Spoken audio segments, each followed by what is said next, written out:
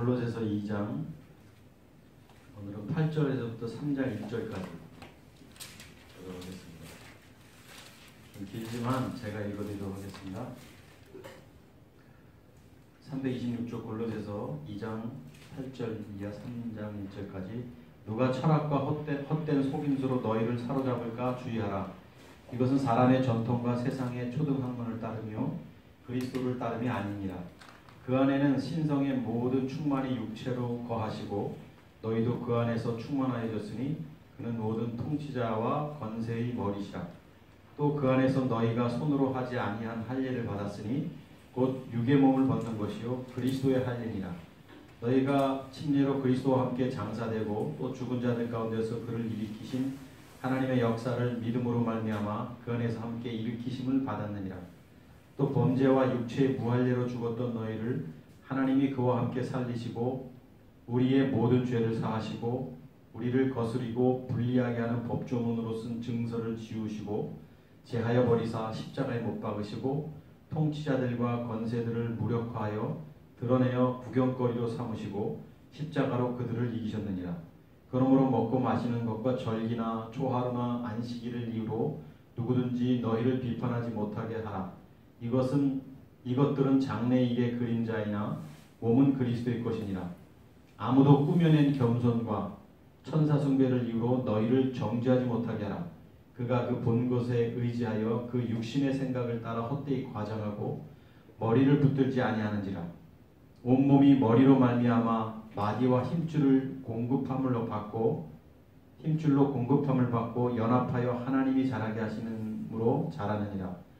너희가 세상의 초등 학문에서 그리스도와 함께 죽었거든 어찌하여 세상에 사는 것과 같이 규례에 순종하느냐. 곧 붙잡지도 말고 맛보지도 말고 만지지도 말라 하는 것이니 이 모든 것은 한때 쓰이고는 없어지리라. 사람의 명령과 가르침을 따르느냐.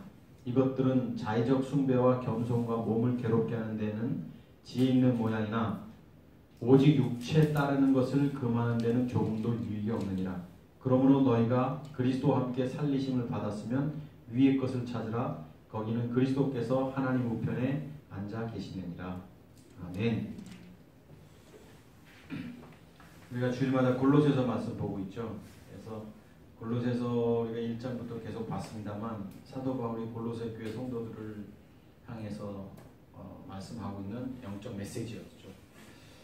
우리가 2장을 보면 지난주에도 우리가 2장을 봤습니다만 2장 1절 잠깐 한번 볼까요? 1절 보면 내가 너희와 라오디게아에 있는 자들과 무릇 내 육신의 얼굴을 보지 못한 자들을 가여 얼마나 힘쓰는지를 너희가 알기를 원하노니. 그러면서 바울 사도가 이런 말하죠. 이는 그들로 마음의 위안을 받고 사랑 안에서 연합하여 확실한 이해의 모든 풍성함과 하나님의 비밀인 그리스도를 깨닫게 하려 함이니. 이렇게 되어 있습니다. 그리고 3절에 그 안에는 지혜와 지식의 모든 보화가 감추어져 있다. 내가 이것을 말하면 아무도 교묘한 말로 너희를 속이지 못하게 하나님이다. 사도 바울이 지금 그리스도에 대한 이야기를 계속하고 있죠.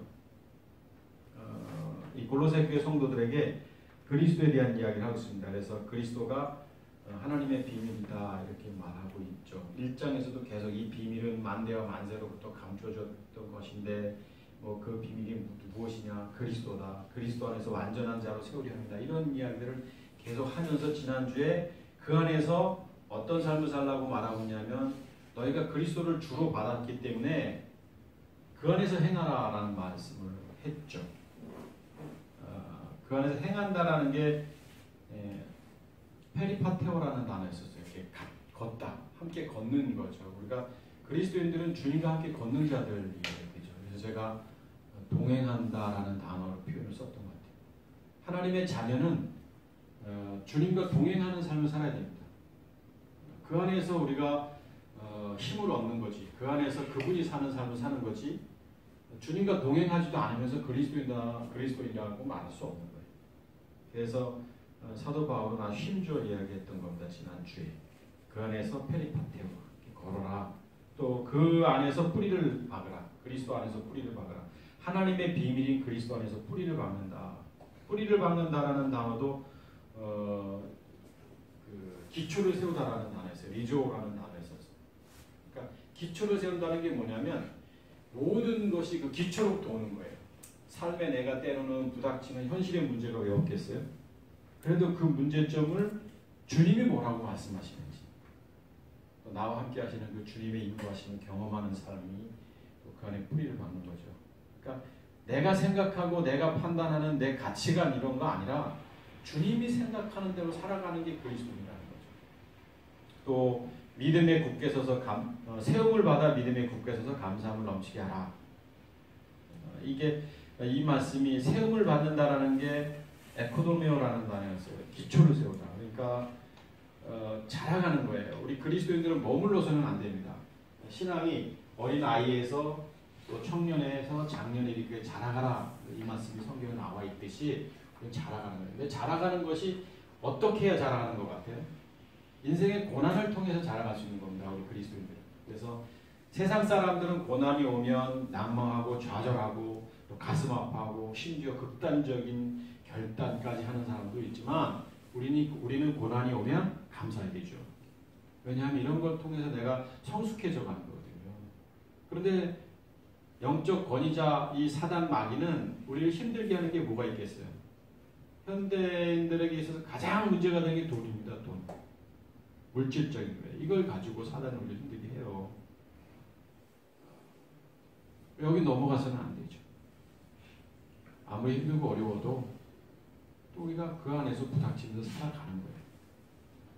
그래서 가끔 뭐 방송에서 뭐 지난주도 우리 집사하고 그런 얘기를 나눴지만 방송에서 뭐 어떤 경제적인 어려움, 뭐 육체적인 고난 이런 문제가 왔을 때 기도 부탁을 하죠. 그러면 그 기도를 해줘요. 그래서 기도가 나쁜 게 아니라 마치 기도하는 사람이 하나님인 것처럼 기도하는 게 문제라는 거예요. 그 목사님이 죄송하게 저도 과거에 그런 목회를 했기 때문에 제가 더 가슴이 아프고 지금 죄송하고 예전에는 교우들이 어렵고 힘들면 가슴을 저리면서 기도했습니다. 새벽마다 기도하고 금요 기도마다 기도하고 제 기도 노트에 그 많은 사람들 성도들 이름 불러가면서 수백 명을 위해서 그 가족들까지 기도했었어요. 1시간 이상씩 매일. 근데 그게 저의 위안이었어요. 나는 기도하는 목사. 나는 우리 성도들 위해서 이렇게 하는 사람. 근데 그 기도하면 그 기도의 문제가 응답이 돼야 되잖아요. 근데 응답은 안 되고 어제 한 기도, 오늘도 하고 오늘 한 기도, 내일도 하고 뭐 기도 노트가 있으니까. 그래서 응답이 되면 싹 지우고 기도 기간을 뭐 우리 교우들은 다 기억하겠습니다만 날짜까지 적어서 언제부터 언제까지 해서 지우고 안 되면 뭐 세모 계속 기도 이런 식으로 했던 기억이 나요. 하나님은 우리가 잘못 생각했던 거죠. 하나님을 마치 무당처럼 생각하고 그 안에 비는 정도로. 우리는 자라가야 되는 거예요. 그러니까 고난의 문제, 세상에 부닥치는 여러 현실의 문제 앞에서도 내가 당당하게 싸워 이겨나가는 거예요. 나와 함께 하시는 하나님 앞에. 우리가 성경의 모든 인물들을 보면 그렇게 살았던 사람들입니다. 우리가 사도행전 보고 있잖아요. 교회 핍박이 더했을 때 어떻게 했어요? 흩어져서 복음 전하는 일에 전무했던 것들을 보잖아요. 지금 빌립 집사 보고 있잖아요. 사도행전 특히 아침에.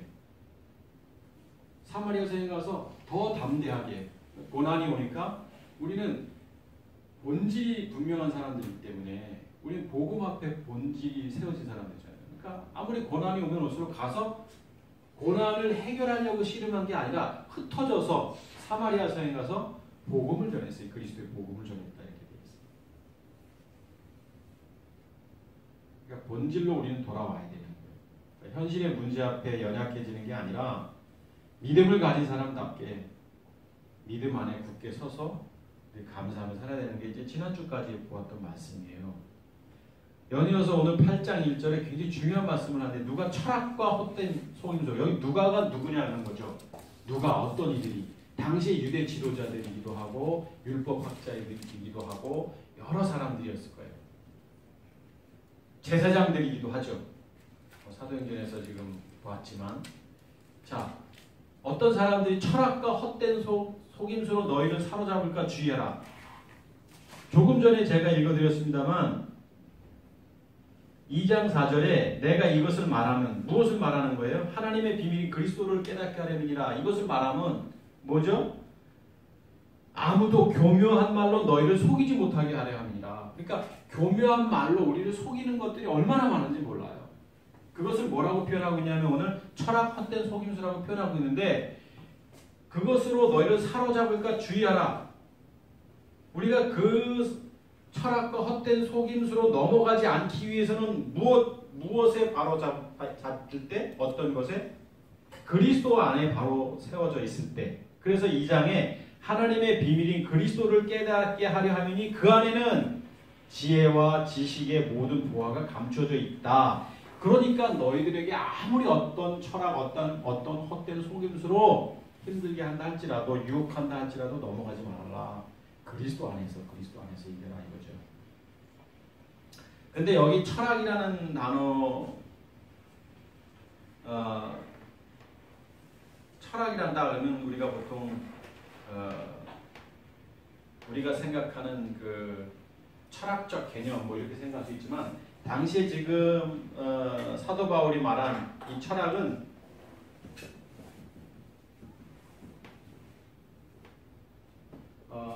필라소피아라는 단어입니다. 원래. 그러니까는 이게 뭐냐면 당시에 그 영지주의자들의 영향을 받는 영지주의자들.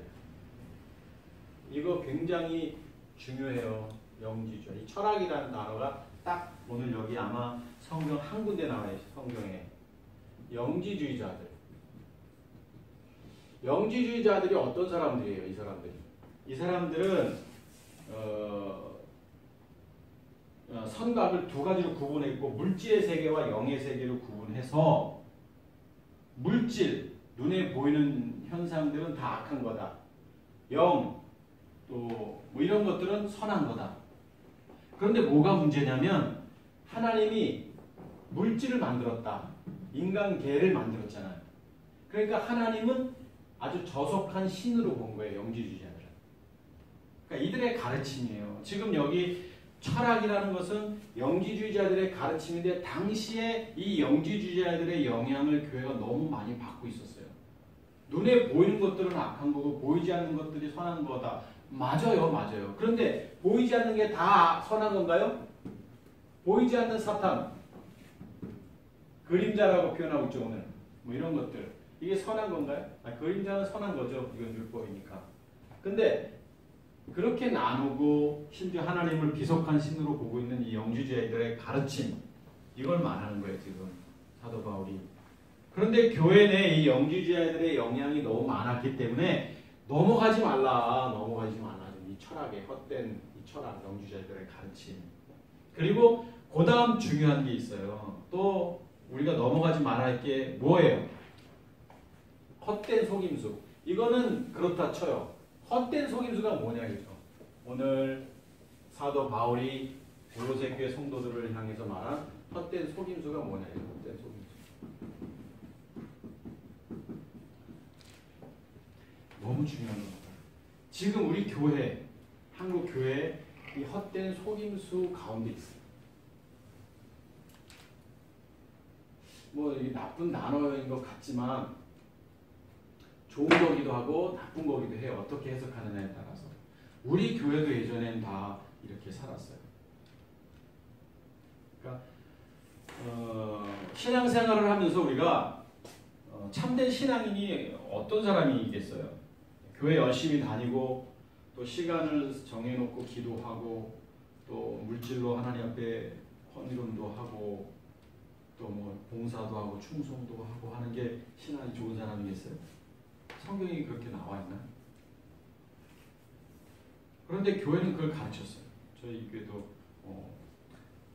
다 아시지만 제자훈련하는 교회였고 또 제자훈련 3년 동안 가르치면서 헌신하게 했고 또 우리 교회가 선교도 많이 했고 구제도 많이 했고 뭐 이게 다 이게 아름다운 거잖아요. 그러면 이렇게 행동, 이런 가르침을 받고 이렇게 사는 사람들이 아름다운 신앙인이냐? 물론 맞아요. 틀리진 않아요. 그러나 진짜 하나님이 원하시는 것, 하나님이 원하시는 삶이 뭔지 관심이 없는 거예요.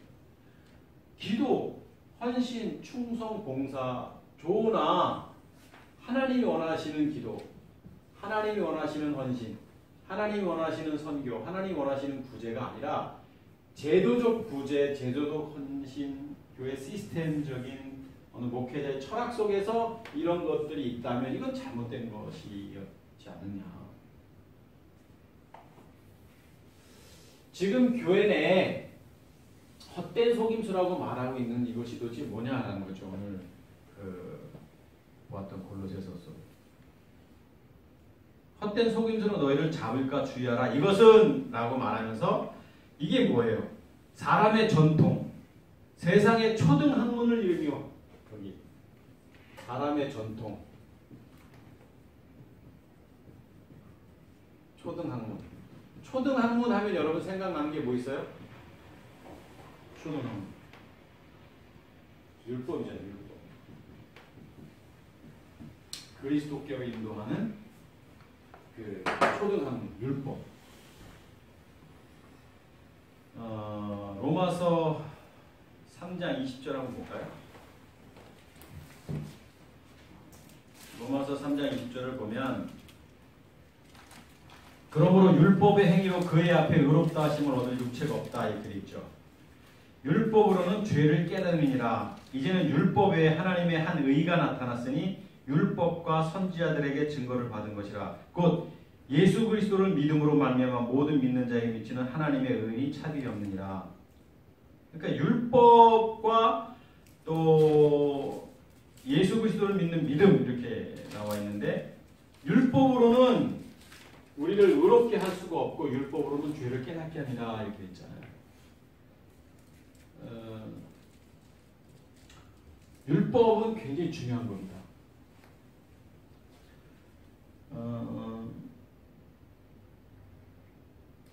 다 볼 수가 없지만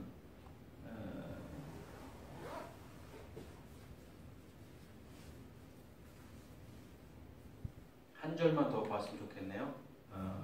고린도전서 9장 로마서 그 뒤에 있는 고린도전서 9장을 보면 율법에 대한 이야기 우리가 너무 중요하고 그래서 제가 율법에 대한 이야기를 너무 많이 했지만 고린도전서 9장 20절 네. 유대인들에게 내가 유대인과 같이 된 것은 유대인들을 얻고자 하며 율법 아래 있는 자들에게 내가 율법 아래 있지 아니하나 율법 아래 있는 자와 같이 된 것은 율법 아래 있는 자들을 얻고자 함이니라. 율법 없는 자에게는 내가 하나님께는 율법 없는 자가 아니요 도리어 그리스도의 율법 아래 있는 자이나. 어렵죠. 그런데 여기 보면 그리스도의 율법 아래 있는 자이나 율법 없는 자와 같이 된 것은 율법 없는 자들을 얻고자 함이라. 이런 이야기를 하고 있어요. 그러니까 지금 사도 바울이 이방인들에게 율법 있는 자들에게 율법 있는 자처럼 이렇게 할 수밖에 없었던 이야기를 하면서 율법에 대한 이야기를 했어요. 그러니까 율법은 성경에 보면 선한 거라고 되어 있죠. 거룩한 거라고 되어 있죠. 로마서 3장에 선하고 거룩하고 의로운 게 율법이에요. 의로운 것. 선하고 거룩하고 이게 율법입니다. 율법은 하나님이 주신 거예요. 그렇기 때문에 율법은 굉장히 선한 겁니다. 거룩한 거고 의로운 겁니다. 근데 우리가 율법에 대한 생각을 잘못하고 있어요. 그러니까 율법하면 마치 나쁜 것처럼 생각하잖아요. 율법, 이제 율법에서 벗어나서 이제 은혜, 믿음, 복음, 신앙 안에서 살아야 된다 이렇게 말하고 있는데 아니에요. 율법은 하나님이 주신 거기 때문에 하나님으로부터 나온 것은 다 선한 거예요. 하나님으로부터 온 것은 거룩한 거예요.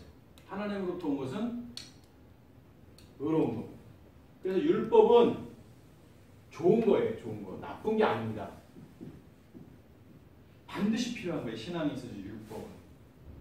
근데 우리 교우들 제가 가끔 그런 얘기하지만 율법에 대해서 그렇게 말을 많이 해도 율법을 마치 나쁜 것으로 생각을 합니다. 율법적 신앙 나쁜 거 아니에요.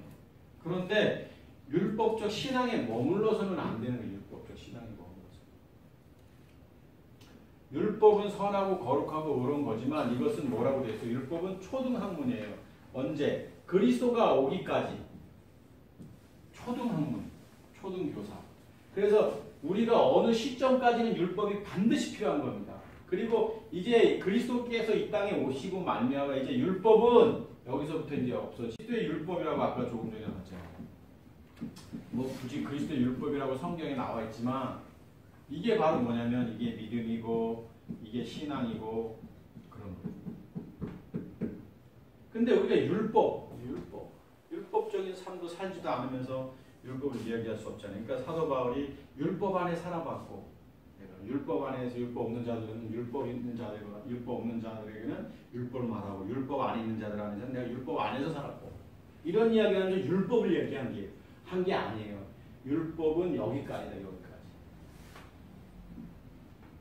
근데 율법이 뭐냐라는 거죠. 율법. 성경에서 규범이라는 단어예요. 단어 뜻으로는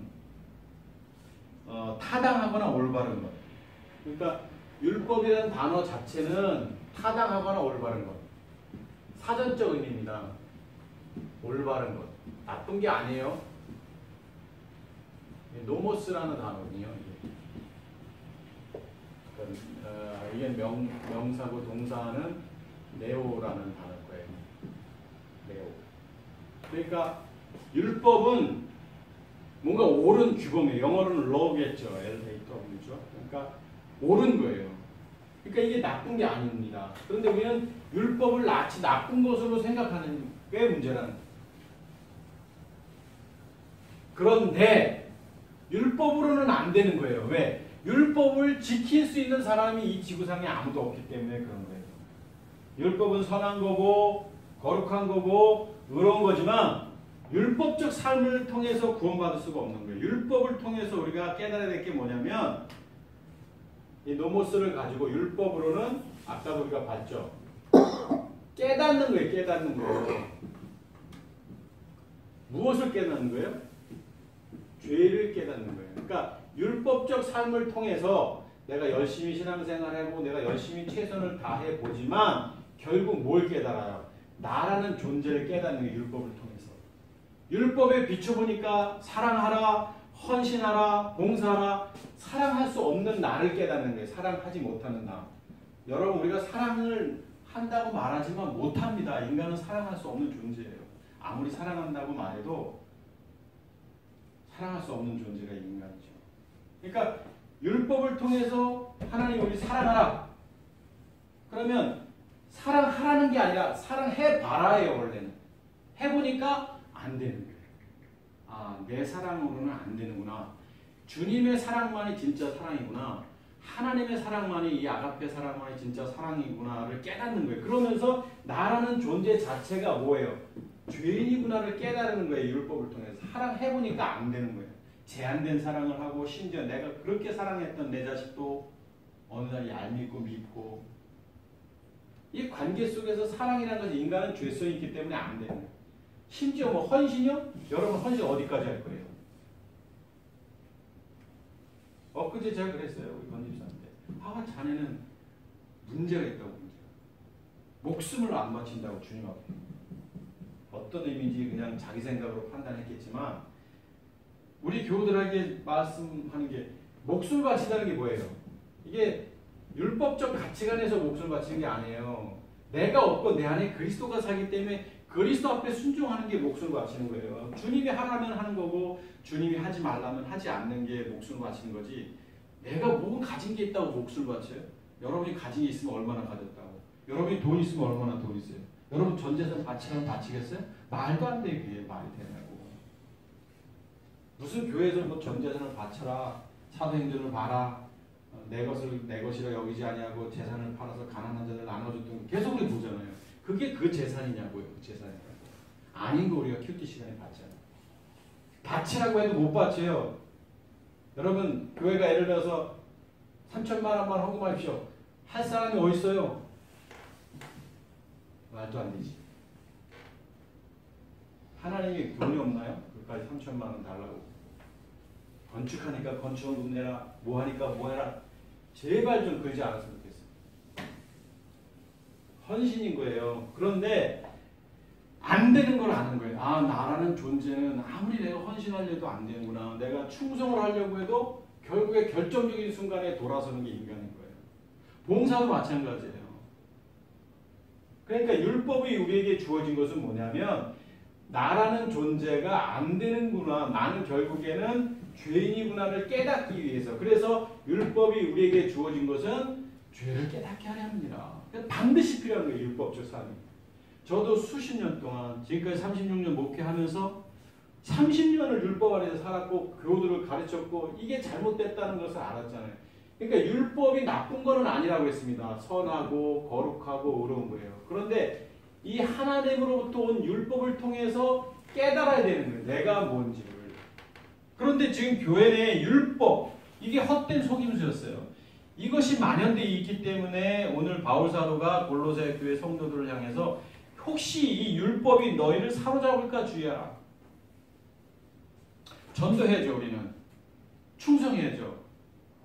선교해야죠. 하라고 한다고 합니까? 해서 됩니까? 내가 죽고 내 안에 그리스도가 계시면 감동 따라 지난 시간에 말씀드린 동행을 하면 하나님과 내가 동행을 하면 주님과 내 안에 계신 그리스도와 함께 동행을 하면 내가 그리스도인답게 사는 거예요. 내가 무엇이 중요한지를 아는 거예요. 그러니까 내가 하지 말라고 해도 내 안에 계신 그리스도를 증거하는 거예요. 이게 말로 증거하는 게 아니라 아 그리스도인은 저렇게 사는구나. 삶을 통해서 증거하는 거죠. 이것은 사람의 전통과 세상의 초등학문을 따르며 보세요. 그리스도를 따르는 아니라 이렇게 했잖아요. 그러니까 율법은 헛된 속임수는 그리스도를 따르는 아니다. 그리스도. 크리스토스. 이 크리스토스는 주님은 영이신 분이잖아요. 내 안에 계신 분. 내가 주님을 영접한 순간 내 안에 계신 그 주님, 그리스도. 그 안에는 그리스도 안에는 신성의 모든 충만이 육체로 거하시고 원문 성경을 제가 봐도 이 번역이 조금 아쉽긴 해요. 그래서 저도 영어 성경도 보고 원문 성경도 어제 보면서 번역을 좀 아쉬웠는데 현대어 성경 번역이 조금 더 원문의 번역은 맞아요. 오늘 개역 성경 번역이 맞는데 현대어 성경은 약간 좀 풀어 쓴 건데 현대어 성경은 제가 한번 읽어드려 볼게요. 구절에 보니까 하나님의 온전한 신성은 육신으로 오신 그리스도께서만 지니고 계신다. 이렇게 번역을 의역을 했어요. 아 좋더라고요. 이 번역이. 여러 성경을 봤는데 제가 좀 이 성경을 직역을 하면 헬라 원문 성경을 보면 번역 직역하면 그리스도만이 하나님의 온전한 신성을 지니고 계신다. 이렇게 번역하면 좋을 것 같았어요. 그리스도만이 온전한 텔레오스라는 거죠. 퍼펙트한 거죠. 하나님만이 온전한 거예요. 그리스도만이 온전한 신성을 신적 성격 이것을 소유하신 분이다. 이렇게 좀 번역을 했으면 좋았을 것 같아요. 그런데 이해가 안 돼서 그 안에는 신성의 모든 충만이 육체로 거하시고 그냥 의미적으로 여러분 잘 이해를 못 하시잖아요.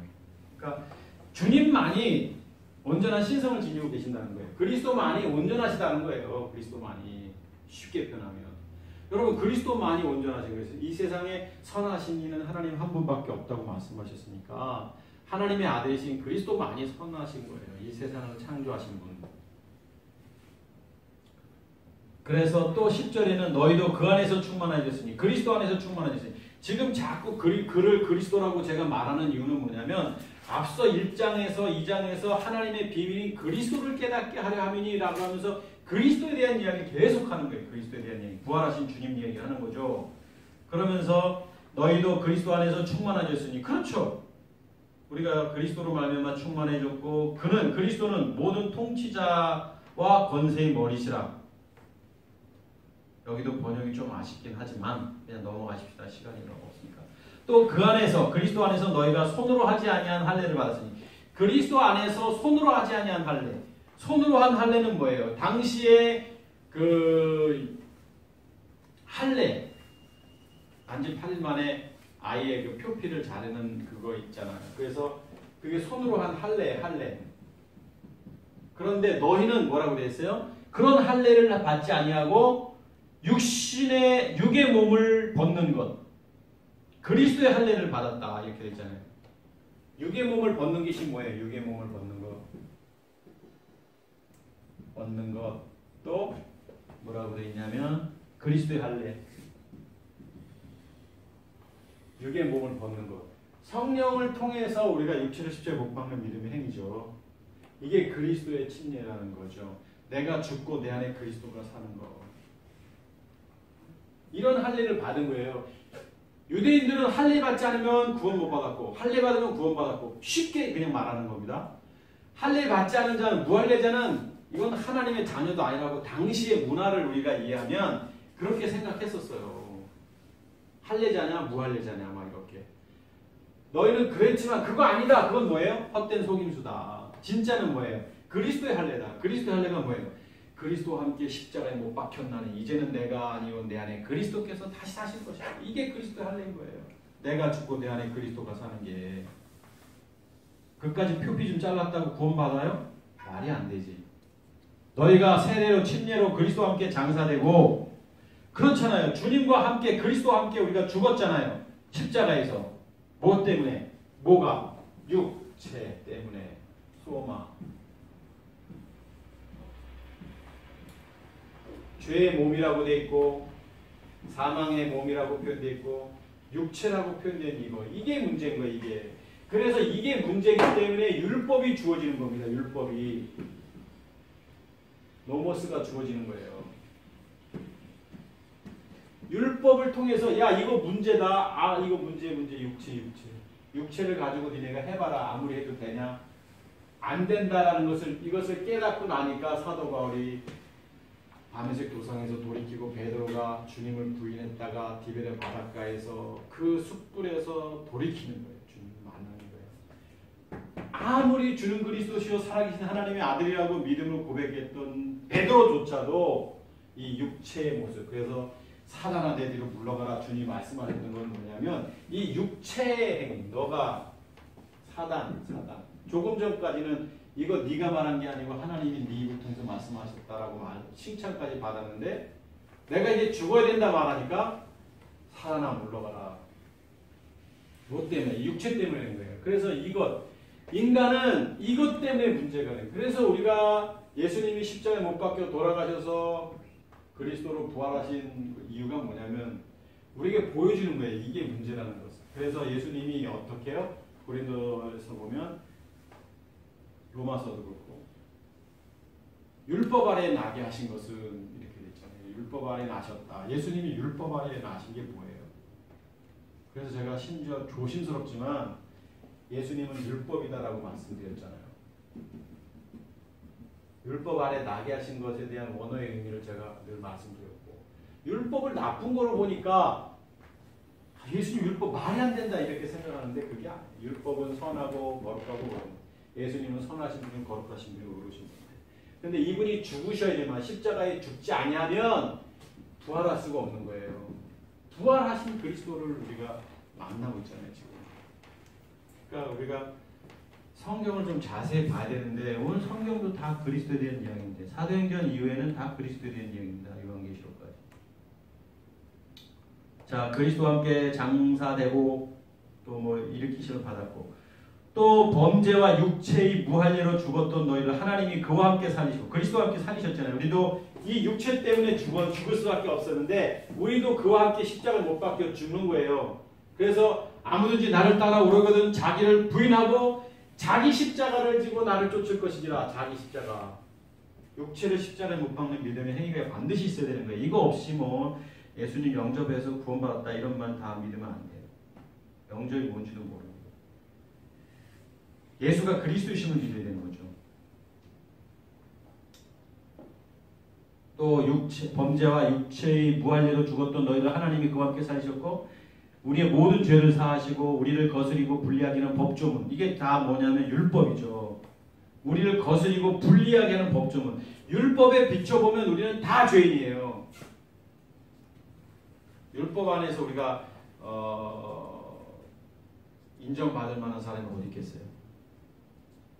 내 이웃을 내 몸같이 사랑하라. 정말 사랑했나요? 사랑이란 단어만 나와도 우리는 꼼짝 못합니다. 이거 사랑 못하는 존재니까 우리가. 사랑하라. 하나님을 사랑하라. 내 이웃을 내 몸같이 사랑하라. 어떻게 이웃을 내 몸처럼 사랑하겠어요? 말도 안 되지. 그러니까 하나님이 우리 인간이 어떤 존재인지 아는데 인간 자체가 본질적으로 악한 존재잖아요. 태어날 때부터 성악설이니까. 이런 악한 존재에게 하나님이 지켜라라고 말씀하시는 게 말이 되겠어요? 안 되지. 못할 걸 뻔히 아는데. 그런데 이걸 왜 율법을 주시냐고요. 깨달으라는 거예요. 깨달으라. 너는 안 되는 존재. 인간 자체는 본질적으로 악한 존재, 안 되는 존재. 그래서 십자가의 죽음과 부활이 주님께서 십자가에 죽으셨다 부활하신 걸 보여주신 거예요. 우리도 그렇게 하라고요. 그러므로 16절 봅니다. 먹고 마시는 것과 절기, 초하루나 안식일을 이유로 누구든지 너희를 비판하지 못하게 하라. 이것들은 장래일의 그림자이나 율법에요. 그림자는 다. 몸은 그리스도의 것이니라. 이거 설명하자면 또 시간 한참 가니까 기회가 되면 하고요. 그림자에 대한 이야기도 제가 얼마나 많이 했습니까? 그림자. 그림자는 굉장히 중요한 거죠. 그림자를 봐야 본질을 아는 거거든요. 그림자를 봐. 그러니까 예를 들어서 이렇게 이 그림자가 있으면은 이 그림자를 보면 요거를 볼 수 있는 거거든요. 근데 잘못 보면은 이거를 마치 뭐 보든 막가펜으로 안 보고 그냥 나온 악대기로 볼 수 있지만 잘 봐야 되는 거예요. 그래서 그림자는 중요한 겁니다. 그림자. 율법이 중요해요. 또 예수님이기도 합니다.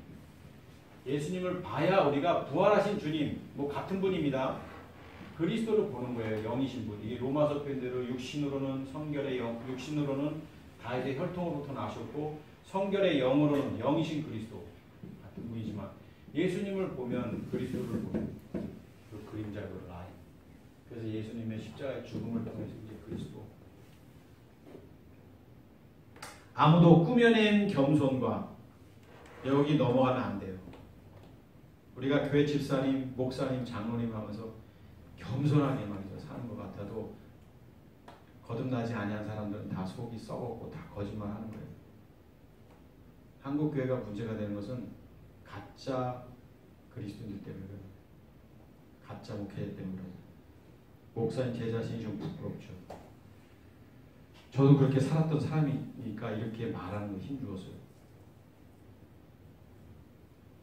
꾸며낸 겸손. 얼마나 많이 겸손을 꾸며냅니까? 시궁창 안에 있는 사람이 꾸며내고 있어요. 정신 차리십시오. 여러분들이 집사님이고 사모고 목사고 장로고 세상에 나가서 세상 사람하고 똑같은데 무슨 그리스도인이라고 말합니까? 그리스도이면 내 안에 그리스도가 사는 사람들이 그리스도인데 겸손한 척하고 착한 척하고 신앙 있는 척하고 그러지 마세요. 그리스도와 함께 동행하면 되는 거예요. 동행하면 내가 죽고 내 안에 그리스도가 사신 것처럼 주님이 하라 하면 하는 거고 하지 말라 하면 안 하면 되잖아요. 그러니까 내 안에 그리스도가 있다는 것은 세상에 대해서 막 네 죄송해요 이런 거 아니에요. 당당한 거예요. 세상에 대해. 세상은 공중권세 잡은 자의 권위 아래 있다고 했잖아요. 이 세상은 사단이 우리를 가만 놔두겠어요? 당당해야죠. 그리스도인이 당당해야죠. 싸움닭처럼 누가 저거로 싸움닭같이 그런다고 그랬는데 어떤 땐 그럴 때도 있죠. 세상에 대해서. 그러나 우리의 삶이 내 안에 그리스도가 있다는 게 뭔지 잘 몰라서 그래요. 내 안에 주님이 계시면 그렇게 사시나요? 여러분 그 사도행전에서도 보았지만 얼마나 담대하고 당당했습니까? 그리스도인들이. 예수님께서 이 땅에서 얼마나 당당하셨어요. 당신의 할 말을 다 하셨는데 우리가 그리스도인은 그런 거예요. 그런데 꾸며낸 겸손, 천사 숭배를 이유로 그가 본 것에 의지하여 그 육신의 생각을 따라 헛되이 과장하고 이 종교적인 삶이에요. 나름의 신앙생활 한다는 거예요. 이런 거 다 과장하는 거. 교회에서만 열심히 충성하고 헌신하고 봉사하고 착한 사람인 척하고 교회 나가면 전혀 그리스도인의 냄새가 나지 않는데 어떻게 우리가 하나님의 자녀라고 말할 수 있냐고요. 좀 제발 정신 차리십시오. 머리를 붙들지 아니하는지라, 그리스도를 붙들지 아니하는지라. 당연히 온몸이 머리로 말미암아 마디와 힘줄로 공급함을 받고 그렇잖아요. 그래서 우리가 요한복음 15장의 포도나무 비유를 보면 나는 포도나무여 너희는 가지니 저가 내 안에 내가 저 안에 있으면 이 사람은 과실을 많이 맺나니라고 말하고 있는 게 뭐냐면 우리가 가지는 붙어 있기만 하면 되는 거예요. 내가 뭘 할 필요가 전혀 없어요. 가지는 그냥 머리 대신 그 나무에 우리가 그냥 붙어 있기만 하면, 떨어져 있으면 안 되고 여기 붙어 있기만 하면 열매를 맺겠죠. 뭘 하려고 하지 마세요. 뭐 괜히 해서도 되지도 않고 하면 교만해지는 거예요. 충성, 헌신, 본사도 아까 헛된 속임수라고 율법이라고 말했는데 충성을 할 거면 죽도록 충성하든지 충성하는 척 하지 마세요. 어느 날 충성하다가 어느 날 돌아가. 헌신도 마찬가지. 헌신 잘해요. 교우들 보니까. 결정적인 순간에 에휴 이렇게 되는 게 인간이에요. 내가 해서 그런 거예요. 내가 충성하고 내가 헌신하고. 이게 율법적 신앙생활이고 오늘 성경 표현대로 보면 헛되이 과장하는 거예요. 헛되이 과장하는 거. 종교적인 삶. 내가 할 게 어딨어요. 내가 죽었는데 내가 십자가에 죽었다면서요. 그리스도와 함께. 그럼 누가 하는 거예요? 충성은. 내 안에 계신 주님이 사시는 거예요. 그냥 이 자체가 주님이 사는 자체, 주님이 사는 삶 자체가 충성이고 헌신인 거예요. 주님이 사는데 교회, 주님이 사는데 세상 가치관이 다르죠. 뭐가 우선인지를 아는 거예요. 뭐가. 교회가 뭐 건물적 교회를 얘기하는 게 아닙니다. 그래서 사도행전 2장에 떡을 떼고 내 것이라 여기지 않는다는 게 우리가 재산 팔아서 교우 나눠주라 그런 의미가 아니잖아요. 그게. 주님이 사는 삶이 어떤 건지를 보여주고 있는 거예요. 주님이 사는 삶이. 성령의 역사에서 일어난 일들을 그때 당시 보여주고 있잖아요. 자, 20절. 너희가 세상의 초등학문에서 율법에서 그리스도와 함께 죽었거든. 율법 안에서 이렇게 열심히 살다가 이제 안 되는 걸 아는 거예요. 율법을 통해서.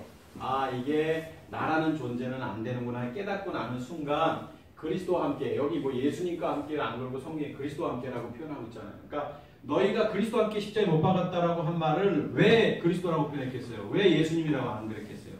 오늘 수신자가 누구예요? 골로새 교회 성도잖아요. 바울 사도가 골로새 교회 성도들에게 한 거예요. 골로새 교회 성도들 거듭난 하나님의 자녀예요. 성경에 수신자가 성경의 그리스도인들에게 말하는 경우가 있고 아직 율법 안에 있는 사람들에게 말하는 경우가 있고 세상 사람에게 말하는 경우가 있어요. 성경을 보면. 그런데 오늘 지금 바울 사도는 이 하나님의 자녀된 사람, 우리가 계속 1장에서 봤잖아요. 하나님의 뜻으로 말미암아 그리스도 예수의 사도된 바울이 골로새에 있는 성도, 여기 있죠. 성도 했잖아요. 그때 하나님의 백성, 거룩한 하나님의 자녀잖아요. 성도가. 이런 사람들한테는 너희가 그리스도와 함께 십자가에 못 박혔다. 이제 우리 안에 그리스도가 있는 사람들이기 때문에 그리스도 안에서 십자가에 못 박혔다고 말하는 거고, 지난 시간에도 말씀드렸지만 우리가 성경에 보면 예수, 그리스도, 예수, 그냥 그리스도 이렇게 여러 다양한 표현이 나온단 말이에요. 근데 요 그리스도 예수 안에 오늘 갈라디아서 1장에도 그리스도 예수 안에 있는 내가 성도된 너희에게 뭐 이런 표현을 쓰고 예수 그리스도 안에 있는 너희에게 뭐 이런 편지를 쓴다 이런 표현을 이게 다 다르다고 얘기했죠. 근데 지금 정확한 거예요. 지금 여기 성경에 보면 그리스도와 함께 십자가에 죽었거든. 그리스도와 함께. 예수와 함께 죽은 게 아니라 그리스도와 함께. 예수님인데 뭐 같은 분이지만 이렇게 표현한 것은 이유가 있는 거죠. 여러분은 그리스도와 함께 십자가에 못 박혀 죽으셨나요? 그리스도와 함께 십자가에 못 박혀 죽지 않았기 때문에 내 마음대로 사는 거 아닌가요? 그리스도와 함께 내가 십자가 못 박혀 죽었다면 바울사도의 고백처럼 이제 내가 사는 게 아니라 내 안에 누가 사는 거예요? 그리스도가 사신 거예요. 지금 내 안에 그리스도가. 내 안에 그리스도가 안 사니까 아직도 내 가치관대로 율법적 삶을 사는 거예요. 율법적 삶. 이렇게 살면 되는 것 같고 이렇게 기도해야 되고 이렇게 헌신하고 이렇게 충성하고 그리스도가 안 계시기 때문에 자꾸 율법으로 돌아가는데 오늘 바울사도가 골로새 교회 성도들에게 그거 다 헛된 속임수다. 이제 너희가 죽고 그리스도 안에서 살아야 된다. 이 얘기하는 거예요. 이 말씀은. 그러면서 규례에 순종하느냐. 20절 다시 읽어드릴게요. 너희가 세상의 초등학문에서 그리스도와 함께 죽었거든. 너희가 그리스도와 함께 죽었는데 어찌하여 세상에 사는 것과 같이 규례에 순종하여. 여기 율법이에요. 규례가. 율법이 나쁜 게 아니라고 했습니다. 이렇게 사는 거예요. 이렇게 살고 충성하고 헌신하고 봉사하고 막 이런 거 있잖아요. 교회 열심히 막 교회 청소 안 하면 안 되고 말이죠. 이런 거. 그 나쁜 건 아닌데 그게 아니라는 거예요. 지금 성경은 붙잡지도 말고 율법 붙잡지도 말고 맛보지도 말고 만지지도 말라 하는 것이니 이 모든 것은 한때 쓰이고 한때 쓰였다는 건 뭐냐면 이때가 반드시 필요한 거예요. 율법적 신앙이 깨닫게 하기 위해서 이게 필요한 거예요. 그래서 한때 쓰이고 없어지랴. 이제 우리가 그리스도와 함께 십자가에 못 박혔으면 이제 율법 안에서 살면 안 되는 게 아니라 이제 그리스도 안에서 사는 거예요. 그리스도 안에서. 그리스도 안에서 산다는 게 뭐예요? 엔 크리스토스. 그러니까 우리가 감동 따라 사는 거예요. 하나님의 감동, 영의 감동 따라 사는 거예요. 그러니까 내가 하나님과 동행하며 사는 거죠. 지난 시간에 말씀드렸듯이. 그러니까 내가 없으면 내 안에 주님이 주시는 그 깨달음 속에 사는 거예요. 굉장히 어려운 거지만 그 그리스도 안에 살아야지만 정상적인 거예요. 그래서 바울 사도가 야 너희 예전에 그렇게 살다가 이제 그리스도 안에서 십자가에 못 박혔는데 과거의 삶을 살려고 하느냐? 아직도 너희가 이렇게 살려고 하느냐? 이거 아니다 이제는. 예수님이 제자들과 함께 가다가 제자들이 안식일날 그 밀 이렇게 먹을 때 그 바리새인들이 어떻게 너희들은 안식일날 그 별을 이렇게 닦느냐 이렇게 했더니 아들이 예수님 무시하잖아요.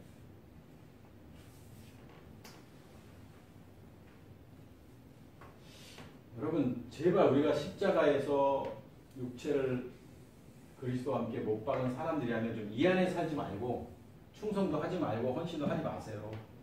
그리고 늘 주님과 동행하며 살십시오.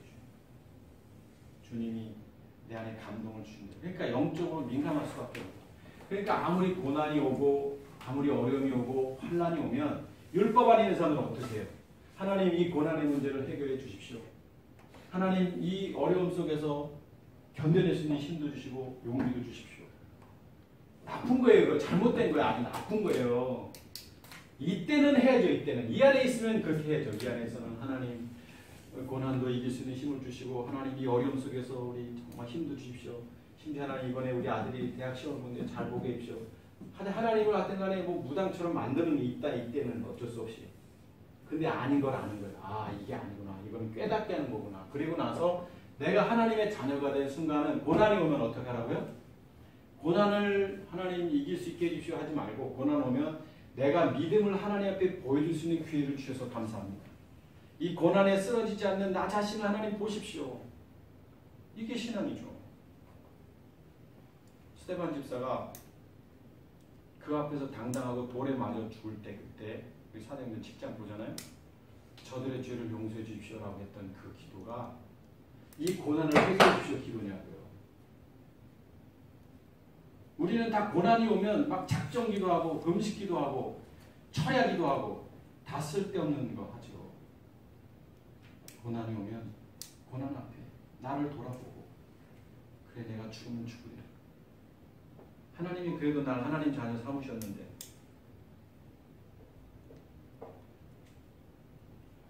여기 뭐 이런 말 하는 게 예배 시간에 맞는지 모르지만 제가 몸이 아프니까 아플 때마다 감사한 거예요. 아플 때마다 늘 깨닫는 게 아유 내가 또 아무것도 아닌 존재군요. 이런 깨달음으로. 그러면 그럴수록 내 자신을 돌아볼 수밖에 없어요. 그래서 제가 육체 가시라고 말하잖아요. 제가 아픈 게 낫지도 않는 거. 23절 봅니다. 이런 것들은 자의적 숭배. 그렇죠. 자의적 숭배. 마치 신앙 좋은 것처럼 기도 많이 하고 기도 8시간 이상 기도 안 하면 목사도 아니다. 존경하는 선배지만 지금 8시간은 안 해도 3시간씩은 매일 했었어요. 3시간 기도하는 것도 쉽지 않아요. 근데 지금은 3시간 기도 안 하고 몇 시간 기도할까요? 24시간 기도합니다. 성경에 쉬지 말고 기도하라 그렇게 돼 있잖아요. 쉬지 말고 어떻게 인간이 기도할 수 있어요? 근데 하나님은 쉬지 말고 기도하라 이렇게 돼 있잖아요. 쉬지 말고 기도하라는 건 뭐냐면 하나님 뭐 해주세요. 뭐 이게 기도가 아니라 기도는 루하, 숨이라는 거예요. 숨.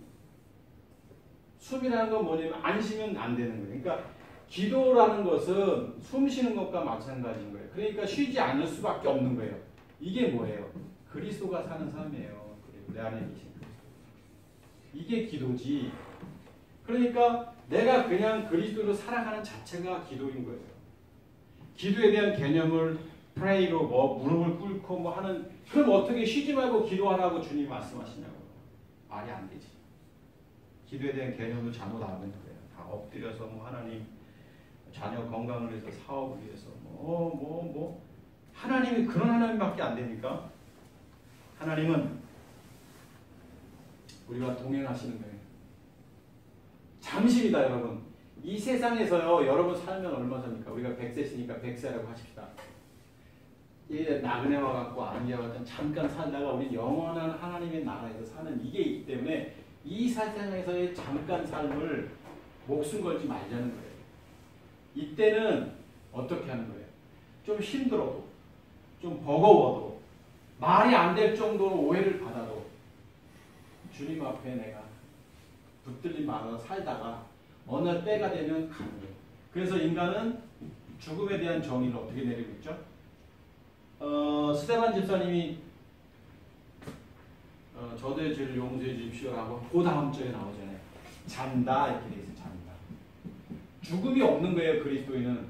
그리스도인은 언제 죽음이 있는 거냐면 십자가에 못 박을 요때 죽는 거예요. 요때. 그리고 나서 죽은 이후에 천국 갈 때까지 우리는 이때 이제 땅에 묻히는 거, 숨이 끊어지고 요거는 뭐냐면 자는 거예요. 자는 거. 그래서 잔다. 그래서 나사로를 예수님이 죽은 자를 살릴 때 죽은 자가 아니라 잔다라고 표현해. 잔다. 이런 걸 통해서 잔이 뭔지를 알려주시는 거예요. 근데 죽음을 지금 다 어떻게 생각하냐면 땅에 묻히는 죽음을 죽음이라고 생각하잖아요. 이거는 세상적 관점이고 영적인 관점의 죽음은 십자가에 죽는 게 진짜 죽는 거예요. 이미 태어나는 순간 인간은 죽은 자예요. 죽은 자. 우리가 여기서 아기로 태어나는 순간 죄인으로 태어나게 이게 죽은 거예요. 죽은 거. 요때 다시 살아나는 거예요. 이때. 죽든다. 뭐가 죽는 거예요? 우리 안에 있던 사단이 죽는 거예요. 사단. 우리 안에 사단이 지배하고 있잖아요. 사단이 죽는 게 죽는 거예요. 그리고 사단이 죽고 육체를 십자가에 못 박음으로 죽고 누가 오는 거예요? 그리스도께서 우리 안에 오시는 거예요. 하나님의 자녀. 그런데 한 번 죽었는데 뭘 또 죽어요? 그러니까 세상 사람들은 다 이 죽음의 문제, 죽음. 이게 두려운 거예요. 이때 죽었으면 죽음이 문제겠어요. 죽음이 없는데 주님 앞에 가는 날까지.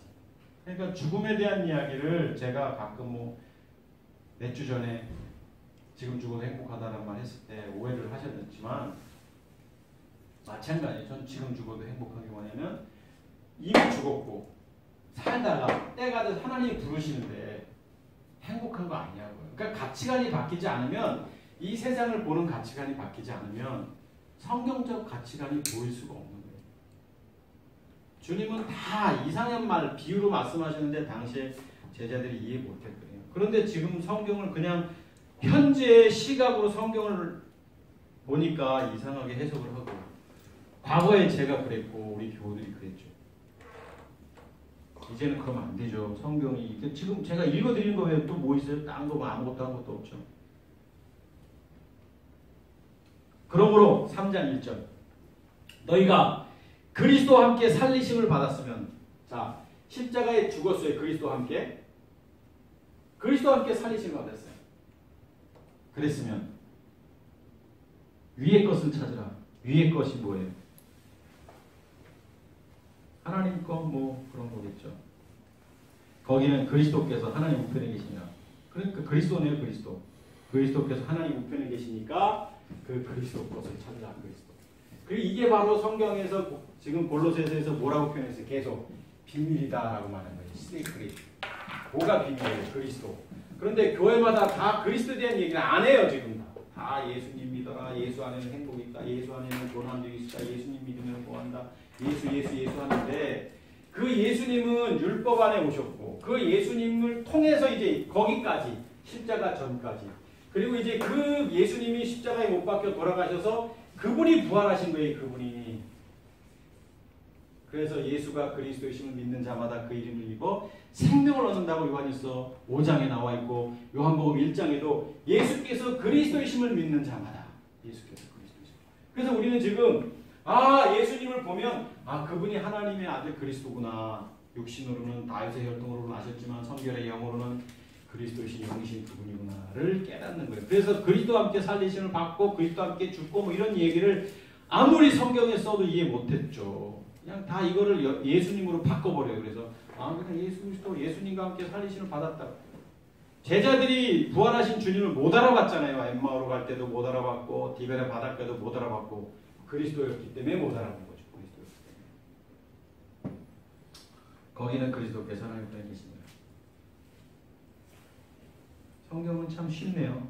결국 사도 바울이 골로새 교회 성도들을 향해서 뭐예요?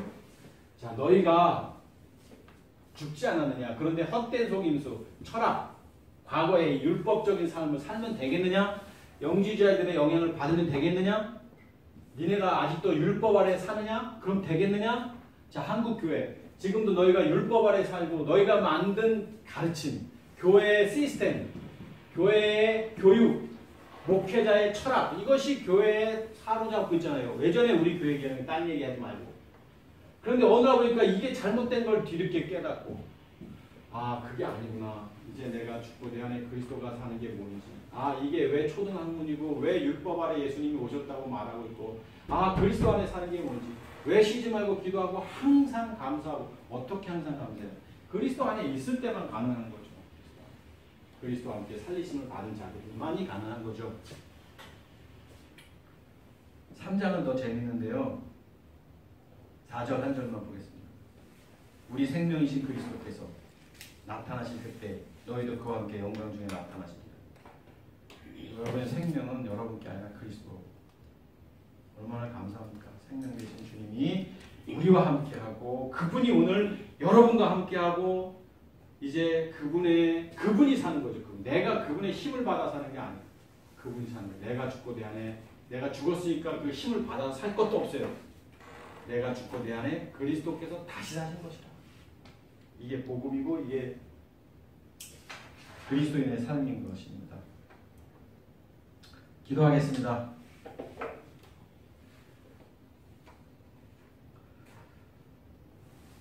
하나님, 오늘도 저희들에게 골로새 교회 성도들을 향해서 말씀하신 성경의 말씀을 통해서 지금까지 우리가 알고 있었던 율법적 삶과 또 헛된 속임수, 거짓 가르침, 영주주의자들에 대한 가르침에 대해서 깨닫게 해주셔서 참으로 감사합니다.